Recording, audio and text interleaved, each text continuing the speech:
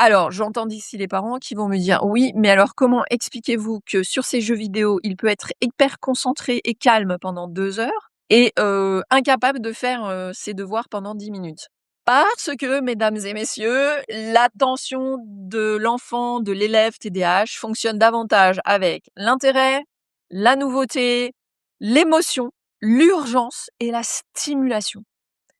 Le «il faut», ça, c'est, non recevable chez ces profils-là. Et le Il faut plaisir. que tu arrêtes de jouer, non, ça marchera pas. Parce qu'en fait, on est toujours dans, action, récompense immédiate. Mmh mh. Du fait de l'impulsivité, c'est toujours action, récompense immédiate. Donc les jeux vidéo notamment entretiennent ça. Et en classe, on le constate, tous les jours, c'est si, je n'ai pas tout de suite la réponse, si, je n'ai pas compris tout de suite, j'envoie tout valser, je me décourage, j'abandonne, je dis de toute façon avant même d'avoir tout regardé: «Je comprends pas». Voilà, je ne comprends pas et ensuite quand on vient expliquer, et là ça me permet d'introduire, le deuxième point, c'est que les manifestations en classe qu'on observe sont multiples. C'est-à-dire que, notamment, quand il y a, un exercice ou un devoir à faire, on va avoir des difficultés attentionnelles par rapport aux consignes aussi ou, à ce qu'on est en train d'expliquer. Donc dans les difficultés attentionnelles de l'enfant, il écoute, mais il décroche très, très rapidement, ça on le voit très vite. Il oublie les 3/4 des consignes. Il commence un exercice et puis vous vous rendez compte qu'il a pas terminé. Il fait des erreurs évidemment d'inattention. Je l'ai encore, constaté, pas plus tard que jeudi, sur un devoir écrit d'un examen, hein, national.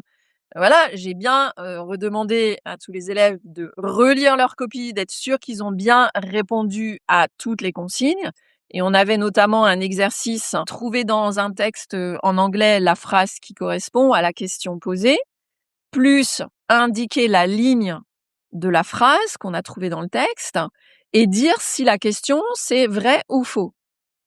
Ah ben les 3/4 m'ont oublié soit de cocher le vrai ou faux, soit de me mettre la ligne correspondante. Donc ils ont oublié une des 3 consignes. Ouais, mais ça faisait beaucoup 3 consignes en même temps. Ça fait beaucoup. Ça, Mmh. effectivement, on va le voir, hein, dans les outils, forcément, pour des enfants, avec un trouble du déficit de l'attention, 3 consignes en même temps, c'est compliqué. Donc, les erreurs d'inattention, ils regardent ailleurs, hein, souvent on les voit, ça regarde, voler les mouches, ça discute avec le voisin, ça se déplace et cetera et on a l'impression que l'élève n'écoute pas. Ce qui n'est pas tout à fait exact, hein. L'élève écoute. Jusqu'à ce qu'il décroche, hein, il y a toujours Mmh. un seuil, limite et donc nous, ce qu'on peut percevoir en tant qu'enseignant, mais aussi en tant que parent, c'est que l'enfant manque de motivation, il est dans l'opposition et il se distrait, de façon volontaire. Il a pas envie d'écouter donc il passe à autre chose. Non, en fait, pas du tout. Notre prochain sommet Faire agrandir arrive bientôt. Je vous invite à cliquer sur le lien ci-dessous pour recevoir toutes les informations pour y participer.